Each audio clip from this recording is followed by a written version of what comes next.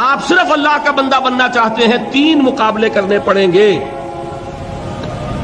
سب سے پہلے کس سے مقابلہ کرنا ہوگا؟ اپنے نفس سے۔ وہ جو کل شعر سنایا تھا کہ مسجد تو بنا دی شب بھر میں ایمان کی حرارت والوں نے، من اپنا پرانا پاپی ہے برسوں میں نمازی بن نہ سکا۔ کوئی شخص رشوت پیش کر رہا ہے، حرام شے ہے، نفس کیا کہتا ہے؟ لے لو، کہتا ہے کہ نہیں؟ اور بڑی پٹیاں پڑھاتا ہے کہ یہ سارا تقویٰ کا حیضہ تمہیں ہو گیا ہے، فلاں حاجی ہے، فلاں وہ ہے، وہ بھی لیتا ہے، اور فلاں ضرورت رکی پڑی ہے، بچے کی فیس نہیں گئی ہے، بیوی کو اتنا عرصہ ہو گیا ساڑی کی فرمائش کرتے ہوئے ساڑی نہیں خریدی گئی ہے، یہ ساری پٹی پڑھائے گا نفس کے نہیں۔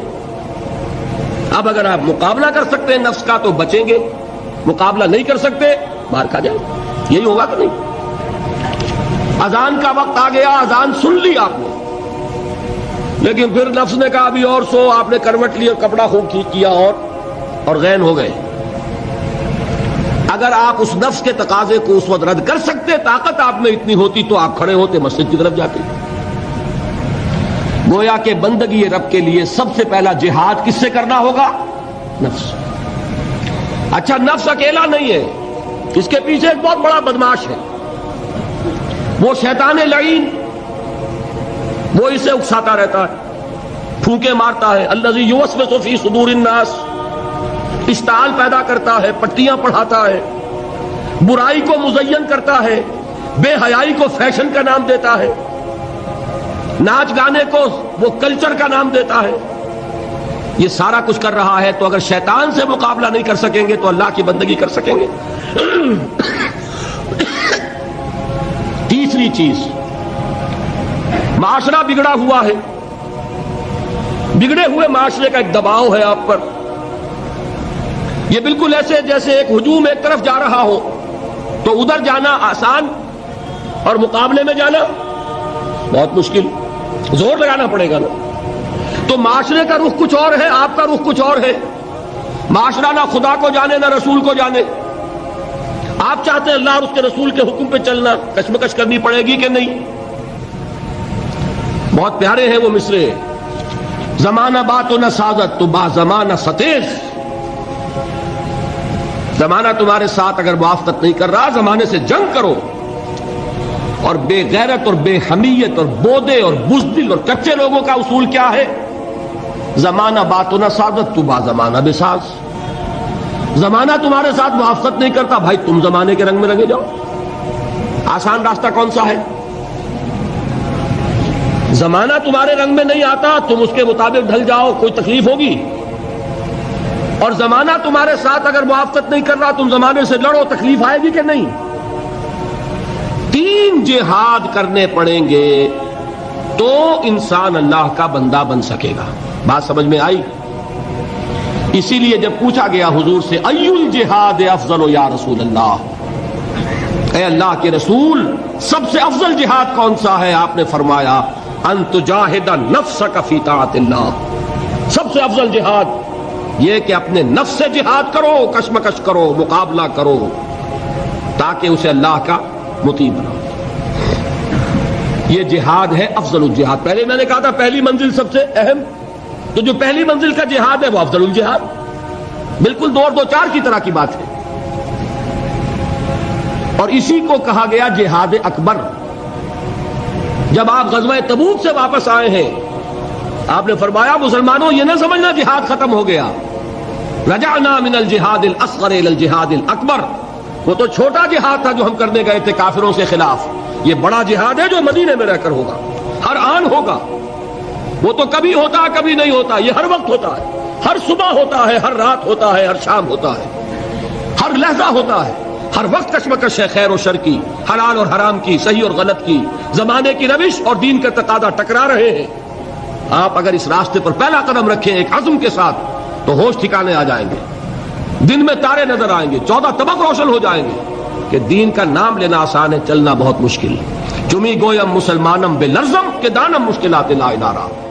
یہاں پر بھی نوٹ کیجئے کہ یہ 3 اس کے مرحلے ہیں جو منہج انقلاب نبی میں ہم نے واضح کی۔ طاقت کے ساتھ طاقت، پنجہ آزمائی۔ پہلا مرحلہ صبر محض ہے، پرسیکیوشن کو جھیلو، برداشت کرو، صبر کرو. نغمہ ہے بلبل شوریرہ تیرا خام ابھی، اپنے سینے میں اسے اور ذرا تھام ابھی، منتظر رہو، وقت آئے گا ہاتھ کھول دیے جائیں گے. دوسرا مرحلہ ایکٹیو ریزسٹنس، آگے بڑھو، للکارو، چیلنج کرو، اقدام کرو. آخری مرحلہ پھر تصادم، جان دینے کے لیے میدان میں آ جاؤ. یہ قتال ہے.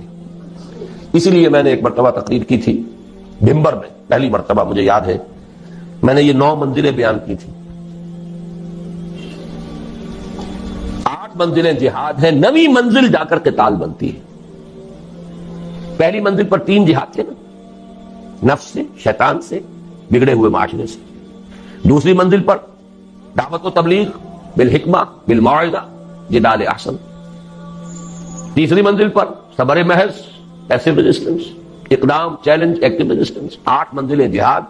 اور 9ویں منزل ان اللہ یحب الذین یقاتلون فی سبیلہ صفا کانہم بنیان مرصوص. گویا جہاد کی پہلی منزل مجاہدہ مع النفس، اور آخری اور 9ویں منزل قتال فی سبیل اللہ. واضح رہے کہ اسی کا منفی پہلو ہجرت ہے. بہت اہم بحث شروع ہوئی. جیسے اسلام کا منفی پہلو اطاعت کا تقوی ہے، حکم مانو، حکم پر عمل کرو، اطاعت. نافرمانی سے بچو، بات تو ایک ہی ہوئی. جہاد کا منفی رخ ہجرت ہے. اللہ کی بندگی کرنے کے لیے معاصی سے ہجرت کرنی ہوگی، حرام چیزوں سے ہجرت کرنی ہوگی. اسی لیے سوال کیا گیا ای الہجرت افضل یا رسول اللہ. جواب کیا تھا؟ ان تہجر ما کرہ ربک. سب سے افضل ہجرت یہ ہے کہ ہر اس شے کو چھوڑ دو جو تمہارے رب کو پسند ہے. اسی لیے تنظیم کے عہد نامے میں جب اللہ کے ساتھ معاہدہ ہے، انی واحد اللہ، نمبر 1 کس بات کا معاہدہ؟ ان اہجر کل ما یکرہہ، ہر اس شے کو چھوڑ دوں گا جس کو وہ پسند نہیں کرتا. واضح رہے کہ اسی کا منفی پہلو ہجرت ہے. چنانچہ اس کی بھی پہلی منزل ان تہجر ما کرہ ربک ہے، اور آخری یہ کہ اقامت دین کی جد و جہد میں وقت آنے پر گھر بار، مال و منال اور اہل و عیال کو چھوڑ کر نکل جایا جائے. اس کی بھی نیت ہونی، تیاری کیجیے نفسیاتی طور پر. آج بھی جائزہ لیجیے. اتنی گرفت تو نہیں ہے کہ کبھی پکار آئے اور بلایا جائے اور یہ بندھن مجھے باندھ کر رکھ لے. اگر ایسا ہے تو یہی تو خطرہ ہے. پھر آگے جا کر جو ہفتے اعمال کرانا ہے ابھی چھٹی کرو، سب کچھ کرنا اور پھر ہفتے اعمال کرا لینا. آپ کو معلوم ہے جنہوں نے ہجرت نہیں کی تھی، سورہ نساء میں کتنی اہم بحث آئی ہے. تو ہجرت، لیکن یہ کہ پورے لیول کے اوپر غلط خیالات ذہن سے نکالو، غلط نظریات نکالو، ہجرت ہے. غلط صحبت کو چھوڑو، ہجرت ہے. نخلہ و نطر کو من یفجرک، ہجرت ہے. دوستیوں کو چھوڑو، ہجرت ہے. محبتوں کو کاٹو اس تلوار سے، ہجرت ہے. تو جیسے جہاد، جیسے سانس ہے اس کی آمد و شد، آنا اور جانا، اسی طرح جہاد اور ہجرت ہے. کچھ لوگ جو ہے وہ اصطلاحی مفہوم لے کر اور نہ معلوم کہاں سے کہاں، جب نیت میں فتور ہو، کام چوری ہو تو خوہ بدرہ بہانا ہے کسی آپ. جہاد اور ہجرت لازم و ملزوم، ایک مثبت ایک منفی، کرنٹ چل ہی نہیں سکتا. ایک پازیٹو وائر، ایک نیگیٹو وائر. جہاد کی پہلی 2 منزلوں کے لیے اصل آلہ و ہتھیار قرآن مجید ہے. نفس سے جہاد کریں گے، کس شے سے؟ کیسے ماریں گے نفس کو؟ اس کو پاک کرنا ہے کس سے؟ قرآن سے. یا ایھا الناس قد جاءکم موعظۃ من ربکم وشفاء لما فی الصدور. شیطان سے لڑو گے کس تلوار سے؟ کشتن ابلیس کار مشکل است، زاں کہ او گم اندر اعماق دل است. خوشترا باشد مسلمان اشکنی، کشتہ شمشیر قرآن اشکنی. جاہدہم بہ جہادا کبیرا. دوسری منزل قرآن، تذکیر قرآن سے، تبشیر قرآن سے، انذار قرآن سے، دعوت قرآن کی، تبلیغ قرآن کی، وہ سارا برکت و محور اس کا. اوحی الی ھذا القرآن لانذرکم بہ ومن بلغ فلقد یسرناہ بلسانک لتبشر بہ المتقین وتنذر بہ قوما لدا. نفس کے خلاف جہاد کرنا ہے، ومن اللیل فتہجد بہ نافلۃ لک. دعوت کے لیے غلط نظریات کا انکار کرنا ہے قرآن کے ذریعے، ایمان کا اس بات کرنا ہے قرآن سے ہوگا. نور یہ ہے، اندھیاروں سے یہ نکالے گا. لِيُخْرِجَكُم مِّنَ الظُّلُمَاتِ إِلَى النُّورِ فَآمِنُوا بِاللَّهِ وَرَسُولِهِ وَالنُّورِ الَّذِي أَنزَلْنَا وَجَاهِدْهُمْ بِهِ جِهَادًا كَبِيرًا. مکی دور کی شمشیر قرآن اتر کر ہرا سے سوئے قوم آیا اور ایک نسخہ کیمیا سا. جہاد کی پہلی دو منزلوں کے لیے اصل آلہ و ہتھیار قرآن مجید ہے، یعنی جہاد بالقرآن. چنانچہ مجاہدہ مان نفس کا مؤثر ترین ذریعہ ہے قرآن کے ساتھ قیام اللیل یا تہجد، اور دعوت و تبلیغ کا پورا عمل بھی قرآن حکیم ہی کی اساس پر اور اسی کے ذریعے ہونا چاہیے. یتلو علیہم آیاتہ ویزکیہم ویعلمہم الکتاب والحکمہ، سارا اساسی منہاج قرآن کے گرد گھوم رہا ہے. تیسری اور آخری منزل عہد حاضر میں جہاد بالید کی موضوع ترین صورت فواحش و منکرات کے خلاف پرامن مظاہرے ہیں. صرف مظاہرہ نہیں، پکیٹنگ، گھیراؤ، جلاؤ نہیں، گھیراؤ نہیں ہونے دیں گے. بل حافظون لحدود اللہ، چلاؤ گولی، مار دو جتوں کو مارتے ہو. شہادت مطلوب و مقصود مومن، نہ مال غنیمت نہ کشف کشاد. یہ میرا کل کا موضوع ہے، لیکن یہ کہ یہاں جہاد بالید، کسی کو نہیں منکر بالید کہا ہے. من رأى منكم منكرا فليغيره بيده فإن لم يستطع فبلسانه فإن لم يستطع فبقلبه وذلك ضعف الإيمان. ومن جاهدهم بيده فهو مؤمن ومن جاهدهم بلسانه فهو مؤمن ومن جاهدهم بقلبه فهو مؤمن وليس وراء ذلك من الإيمان حبة خردل. لیکن نوٹ کیجئے، لیکن اس میں نوبت فقہائے کرام کی طے کردہ شرائط کے تحت قتال یعنی جہاد بالسیف تک بھی آ سکتی ہے. اس کو یہ سمجھ لینا کہ یہ سرے سے اب دائرے سے خارج ہو گیا، یہ تو قادیانیوں کا خیال ہے، اور بالفعل ہمارے بہت سے علماء اسے خارج کیے بیٹھے، بڑے بڑے مفکرین خارج کیے بیٹھے. بعض لوگوں کو یہ مغالطہ لاحق ہو گیا ہے فاسق و فاجر حکمرانوں کے خلاف خروج نہیں ہو سکا. یقیناً بعض ایسی احادیث ہے، لیکن دوسری احادیث بھی موجود ہے. جب ایک ہی حدیث سے آپ سارا مسئلہ نکالیں گے تو بڑی گمراہی میں آ جائیں گے. من قال لا الہ الا اللہ دخل الجنہ، یہاں تو ایمان بالرسالت بھی ثابت نہیں ہوتا. جس نے کہا لا الہ الا اللہ جنت میں داخل ہو جائے گا، لیکن آپ پورا مورچہ لگا دیں کہ نہیں نہیں، ایمان بالرسالت لازم ہے، ایمان بالآخرت لازم ہے، ایمان بالقرآن لازم ہے، پھر اس کے عملی تقاضے لازم ہیں. تو اس کو بھی اچھی طریقے سے سمجھ لیجئے. قتال اور فساق و فجار حکمرانوں کے خلاف طاقت کا استعمال، لیکن اس کی شرائط ہے. امام ابو حنیفہ جن کو میں سید الفقہاء سمجھتا ہوں، انہوں نے اس کے لیے واضح طور پر کہا کہ نہیں انل منکر اگر زبان سے مؤثر نہیں ہو رہا تو فبالسیف، تلوار، لیکن اس کے لیے طاقت اتنی بہم پہنچ چکی ہو. یہ نہیں کہ 4 آدمی اکٹھے کیے 4 کو مروا دیا، پھر آگے چلے، پھر 10 کو اور اکٹھے کیے 10 کو مروا دیا. یہ نہیں، ہنگامہ کیا، جماعت بنائیے، قوت جمع کیجئے، تربیت دیجئے، منظم کیجئے، مرتب تعداد اتنی کہ جو بھی آپ کے اندازے ہیں اس کے اعتبار سے، ویسے کوئی شے کہیں سے آ جائے بورڈ فرام دی بلو وہ بات دوسری ہے، لیکن ہر اندازے میں آپ یہ تقریباً یہ یقین رکھیں کہ اب اتنی طاقت ہے کہ ہم بدل دیں گے اس نظام کو، کامیابی ہو جائے تب جا کر اس کا امکان ہے، ورنہ نہیں. ٹیررزم جو ہے جو چل رہا ہے آج کل، ادھر حقیقت جہاد اور قتال کو بدنام کرنے والی چیزیں ہیں، لیکن یہ کہ اس کو خارج کر دینا اس کی غلط ہے. اس میں نوبت فقہاء کرام کی طے کردہ شرائط کے تحت قتال یعنی جہاد بھی صحت تک بھی آ سکتی ہے. یہ ہے جہاد کی بحث. پہلا جو لازمی تقاضا ہے ان 3 فرائض کے لیے وہ ہے جہاد. دوسرا لزوم اجتماعیت، اجتماعیت کا لزوم. اس میں بھی درجے ہوں گے. کسی جگہ یہ مستحب ہوگا، کسی جگہ یہ مفید کہہ لیجئے، ممد کہہ لیجئے، کسی جگہ لازم ہوگا. ہر وقت ہر حال میں لازم نہیں. فریضہ اول کے ضمن میں صرف صحبت صالح، کونوا مع الصادقین.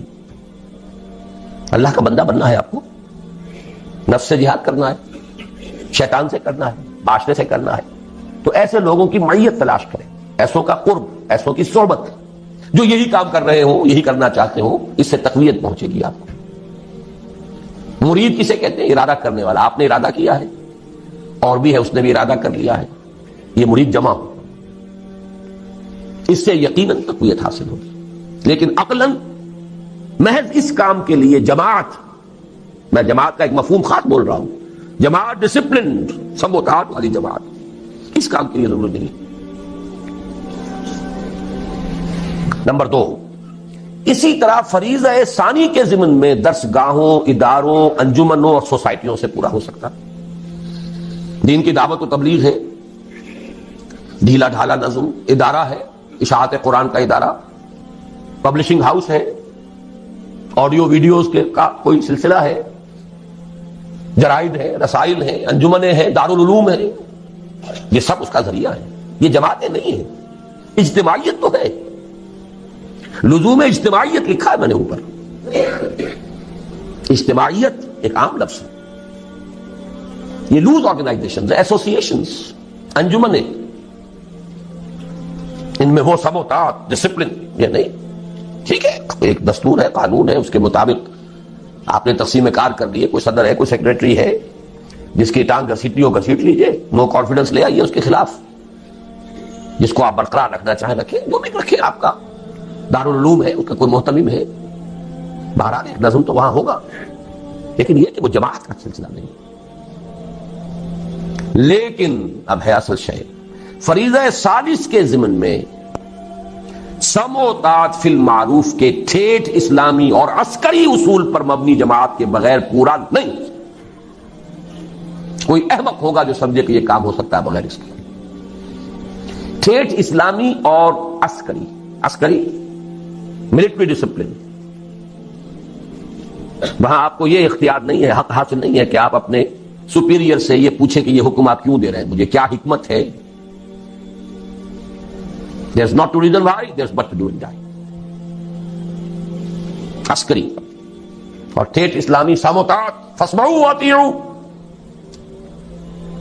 اللہ کی سموتات مطلق، رسول کی سموتات مطلق، الا یہ کہ وہ خود کہہ دیں کہ یہ صرف میرا مشورہ ہے، حکم نہیں ہے.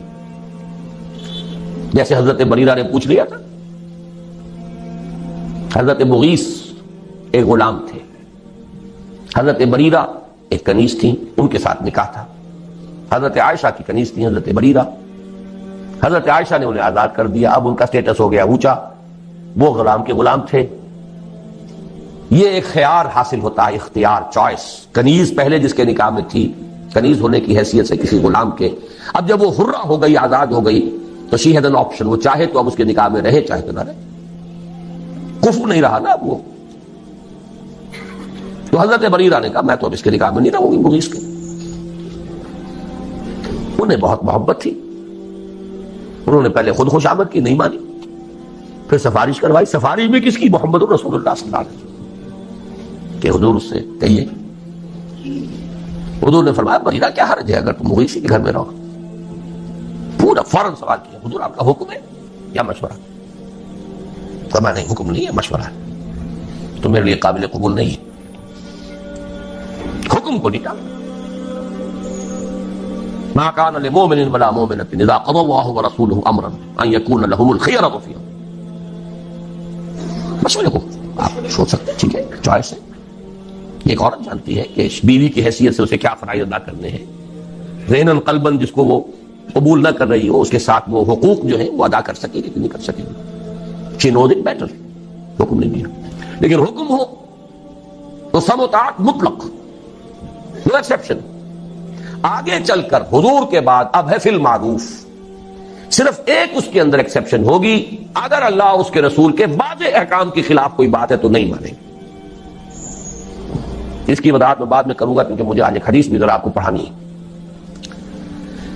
تو یہ لزوم اجتماعیت جو ہے، اس کا تقاضا فریضہ اول کے ضمن میں صرف صحبت صالح سے پورا ہو جاتا ہے، کونوا مع الصادقین. سیکنڈ لیول پر درس گاہوں، اداروں، انجمنوں اور سوسائٹیوں سے پورا ہو سکتا ہے. سم و طاعت والی جماعت ضروری نہیں، لیکن فریضہ ثالث کے ضمن میں سم و طاعت فی المعروف کے ٹھیک اسلامی اور عسکری اصول پر مبنی جماعت کے بغیر پورا نہیں ہو سکتا. یہی مراد ہے حضور کے ان الفاظ مبارکہ سے، آمرکم بخمس بالجماعت والسمع والطاعت والہجرت والجہاد فی سبیل اللہ. آپ یہ بھی کہہ سکتے ہیں میں نے پورا جو ہے یہ 2 گھنٹوں میں صرف اس حدیث کا درس دیا ہے آپ کو. جہاد اور ہجرت جڑے ہوئے بریکٹڈ، سم و طاعت جڑے ہوئے بریکٹڈ، جماعت پلس بریکٹ شروع، سم جمع طاعت بریکٹ بند، جمع بریکٹ شروع، بلکہ ضرب، یہاں جمع نہیں ضرب، بریکٹ شروع جہاد پلس ہجرت بریکٹ بند. اس حدیث کو یوں ذہن میں رکھیے. جماعت کون سی؟ سم و طاعت والی. یہ لازم و ملزوم ہے، بریکٹڈ ہے، سنو اور مانو. یہ کس لیے ہے؟ ضرب دینا ہے اس کو، وہ ہے ہجرت و جہاد. آمرکم بخمس بالجماعت والسمع والطاعت والہجرت والجہاد فی سبیل اللہ. تیسرا لزوم بیعت. تو نماز کے لیے وضو کے لیے پاک پانی. بیعت جو ہے، ایک تو ہے بیع، وہ تو اللہ سے ہوئی، جان و مال اس کے حوالے، جنت رب کے امیدوار ہیں. ایک ہے بیعت کسی انسان کے ہاتھ پر.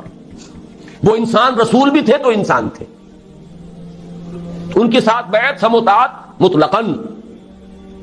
اب آپ کے بعد جو انسان ہے غیر معصوم ہے، چاہے وہ ابو بکر ہو، ان کے ساتھ سم و طاعت فی المعروف. بالکل میتھمیٹیکل سمجھیے ان چیزوں کو. لیکن بیعت کے ضمن میں بھی ایک ہی طرح کا تقاضا نہیں ہے، تینوں لیولز پر کچھ فرق ہو جائے. پہلے 2 فرائض کے ضمن میں بیعت سلوک و ارشاد کی صورت میں کفایت کرتی ہے، لیکن یہ جو بیعت ہمارے ہاں چل رہی ہے، سلوک اور ارشاد کی بیعت، بہت اچھی بات ہے کہ اس کے لیے بھی لفظ بیعت استعمال ہوا، تاکہ معلوم ہو کہ یہ ہمارے دین کا ایک مستقل اس کی اصطلاح ہے، اس کا ایک فکر ہے. اور وہ بیعت عقبہ اولا کے ساتھ میں سمجھتا ہوں کہ اس کا ربط اور تعلق ہے. بیعت ارشاد، پہلی بیعت حضور نے یہی لی تھی، شرک نہیں کریں گے، چوری نہیں کریں گے، زنا نہیں کریں گے، تہمت نہیں لگائیں گے وغیرہ. اور جس نیک بات کا آپ حکم دیں گے وہاں معروف تھا. یہ پہلا درجہ تھا اس بیعت کا بھی. آج وہ بیعت ادروئے قرآن صرف بیعت النساء ہے. یہ سلوک کی بیعت زنانہ بیعت ہے، یہ مردانہ بیعت نہیں ہے، زنانہ بیعت. نوٹ کر لیجئے اس کو. قرآن حکیم نے وہی الفاظ دیے، حالانکہ سورہ ممتحنہ سن 6-7 میں نازل ہو رہی ہے. بیعت عقبہ اولا سن 10 میں، سن 10 نبوی، ہجرت سے 1.5-2 سال قبل لی جا رہی ہے. ایک فصل ہے 8-9 برس کا، لیکن وہی الفاظ جو بیعت عقبہ اولا کے تھے وہی قرآن میں آئے. بیعت النساء، یہ زنانہ بیعت ہے، مردانہ بیعت نہیں ہے. مردانگی تو چاہیے، وہ میدان میں جب آنا ہے. مردانہ بیعت وہاں درکار ہے، وہ فرض خواتین پر نہیں. زنانہ بیعت لیکن ہے بیعت. اس کے بارے میں ہمارے ہاں وہ جو اہل حدیث مسلک کے لوگ ہیں وہ اس کی نفی کر دیتے، کوئی بیعت نہیں، اس کا کوئی اصول نہیں، کوئی اس کا ثبوت نہیں. غلط بات ہے. بیعت عقبہ اولا بیعت ہی یہی ہے، بیعت النساء بیعت ہی یہی ہے. بیعت ارشاد ہے، وہ بھی صحیح ہے، حق ہے، لیکن وہ بیعت جو مردوں سے مطلوب ہے وہ کچھ اور ہے. اگر یک قطرہ خونداری اگر مشتے پرے داری بے ابا من تو آمودم طریق شاہ بازی راہ. مردانگی اس کے لیے بیعت جو ہے وہ ہے نمبر 3. فریضہ ثالث کے ضمن میں بیعت سموتات فی المعروف کی صورت لازمی و لابدی. اب میرے پاس اور الفاظ نہیں ہے جس کو میں تاکید کیسے دوں, کیسے کروں. لازمی ہے, لابدی ہے, کوئی اس سے رستگاری نہیں. یا تو کہیے کہ وہ فرض ہے ہی نہیں, ٹھیک ہے چھٹی ہو گئی. جس گاؤں جانا نہیں اس کا راستہ کا ہے کو پوچھنا. اگر مانتے ہیں کہ وہ فرض ہے, بلند ترین منزل کے لیے جد و جہد فرض, تو کوئی پاگل ہوگا, احمق ہوگا, ڈھیٹ ہوگا جو اس کے لزوم کا انکار کرے. فریضہ ثالث کے ضمن میں بیعت سموتات فی المعروف کی صورت لازمی اور لابدی. اسی کی جانب اشارہ ہے مسلم شریف کی روایت عن عبداللہ ابن عمر رضی اللہ تعالی عنہما میں, جس میں حضور صلی اللہ علیہ وسلم کے الفاظ مبارکہ وارد ہوئے ہیں کہ من مات ولیس فی عنقہ بیعۃ مات میتۃ جاہلیۃ. جو شخص مرا اس حال میں کہ اس کی گردن میں بیعت کا قلادہ نہیں تھا, وہ جاہلیت کی موت مرا ہے, ایمان اور اسلام کی موت نہیں مرا ہے. جو لوگ اس بیعت ارشاد کو سمجھ لیتے ہیں کہ یہ تقاضا پورا ہو رہا ہے, وہ اپنے آپ کو دھوکہ دے رہے ہیں. یہ دوسری بیعت کا تذکرہ ہے. اس حدیث کے بارے میں بھی میرے جو الفاظ تھے اوریجنل ان میں میں نے تھوڑا سا اضافہ کیا. اس پر اصل میں مجھے متنبہ کیا تھا مولانا سید حامد میاں رحمۃ اللہ علیہ نے, جو ہمارے مستشارین میں سے تھے تنظیم کے. وہ چونک گئے اس کو دیکھ کر, کہنے لگے آپ جس طرح اس کو لازم قرار دے رہے ہیں, یہ مفہوم تو ہمارے بزرگوں اور اسلاف میں سے کسی نے بیان نہیں کیا کہ اس معنی میں یہ بیعت جو ہے لازم ہے. میں نے انہیں ایک جواب دیا بڑی ٹیکنیکل ٹرمز میں. مولانا عصمت اللہ صاحب سمجھیں گے اس ٹیکنیکل ٹرمینالوجی کو. میں نے کہا مولانا پہلی بات تو یہ ہے کہ کسی شے کا عدم ذکر اس کے عدم وجود کو مستلزم نہیں ہے. کسی شے کا ذکر نہ کیا جائے تو اس کا مطلب یہ نہیں کہ وہ ہے نہیں. یہاں کتنے لوگ ہیں, میں کتنے کچھ لوگوں کا ذکر کرتا ہوں تو اس سے باقی لوگوں کی نفی تو نہیں ہو جائے گی. اگر اسلاف میں سے کچھ لوگوں نے اس کا ذکر نہیں کیا تو اس سے یہ لازم نہیں آتا کہ تھا ہی نہیں. مثال دی, اور میں بہت ہی اللہ کا شکر ادا کرتا ہوں کہ میرے علم میں وہ مثال آ گئی تھی, کیونکہ میرے استاد بھی تھے مولانا منتخب الحق قادری. انہوں نے بتایا کہ ان کے جو استاد تھے مولانا معین الدین اجمیری رحمۃ اللہ علیہ, ان کی جو لائبریری تھی اس کی ایک الماری ایسی تھی جس کی وہ چابی کسی کو نہیں دیتے تھے کبھی. اس کی کتابیں جھاڑنی ہوتی تھی تو خود ہی. ایک مرتبہ کہیں طبیعت ناساز تھی اور یہ ان کے بہت چہیتے شاگرد تھے, مجھے دے دی. اور وہ رہتے تھے قبرستان میں. قبرستان میں وہ جگہ بنائی بھی تھی, وہاں رہتے تھے. یہ بھی وہ کہتے تھے ہماری سمجھ میں نہیں آتا تھا, ان کے پاس اچھے بھلے گھر موجود ہیں اجمیر شہر کے اندر, وہاں کیوں نہیں رہتے. اور پھر یہ کہ وہاں پہ کچھ لوگ آتے رہتے تھے ولایتی کہتے تھے پٹھان, اس وقت جو افغان پٹھان ولایتی آتے رہتے تھے. ایک دفعہ طبیعت ناساز تھی, انہوں نے فرمایا کہ تم ذرا میری الماری یہ صاف کر. تو میں نے دیکھا اس میں رجسٹر تھا جس میں ان لوگوں کے نام درج تھے جنہوں نے ان سے بیعت جہاد کی ہوئی تھی, اور یہ شاگرد چہیتے ترین شاگرد, انہیں پتا بھی نہیں. تو عدم ذکر عدم وجود کو مستلزم نہیں. سمجھ لیجیے بات, جس کی مثال یہ ان کے علم میں آیا کہ وہ تو بیعت جہاد وہ دے رہے تھے, لیکن یہ کہ ابھی انہوں نے اس کو خفیہ رکھا ہوا. لیکن بہرحال میں نے یہ بعد میں ہمارے ایک رفیق ڈاکٹر تقی الدین صاحب نے بھی پھر کچھ اس پر گفتگو کی تھی, تو میں نے اس میں اپنی رائے میں ایک ترمیم کی ہے. پہلی میری رائے یہ تھی کہ صرف 2 ہی صورتیں ممکن ہیں, یا تو اسلامی نظام حکومت قائم ہے تو اس کے سربراہ سے بیعت سموتات فی المعروف ہوگی, نہیں ہے تو اس کو قائم کرنے کے لیے جماعت قائم کرنی ہوگی, اس کے سربراہ سے بیعت سموتات فی المعروف ہوگی. تیسری صورت ممکن ہی نہیں. تو جیسے میں نے اب استثناء قائم کیا ہے اس میں کہ علم اور عمل کے درمیان فصل بھی ہو سکتا ہے, ایک شخص مفلوج ہو سکتا ہے نفسیاتی اعتبار سے, اللہ جانتا ہے لا یکلف اللہ نفسا الا وسعها, وہ حساب لے لینا. قاعدہ کلیہ نہیں ٹوٹے گا نارمل آدمی کے لیے. وہی بات ہے کہ علم اور نظریہ اور فکر اور ادھر عمل اور رویہ اور کردار لازم و ملزوم نہیں. اسی طرح اب میں نے یہاں پہ لفظ لکھا ہے اس لیے کہ نارمل حالات تو 2 ہی صورتیں ممکن ہیں. ایک لفظ کا اضافہ کیا, نارمل حالات, جیسے وہ نارمل انسان بمقابلہ مریض انسان, نارمل حالات بمقابلہ فتنہ شدید، یہ ابھی آگے آ جائے گا۔ اس لیے کہ نارمل حالات میں تو دو ہی صورتیں ممکن ہیں۔ نمبر ایک، اگر کم سے کم شرائط و معیارات پر اترنے والا صحیح اسلامی نظام حکومت قائم ہے تو اس کے سربراہ سے بیعت سموتات فی المعروف،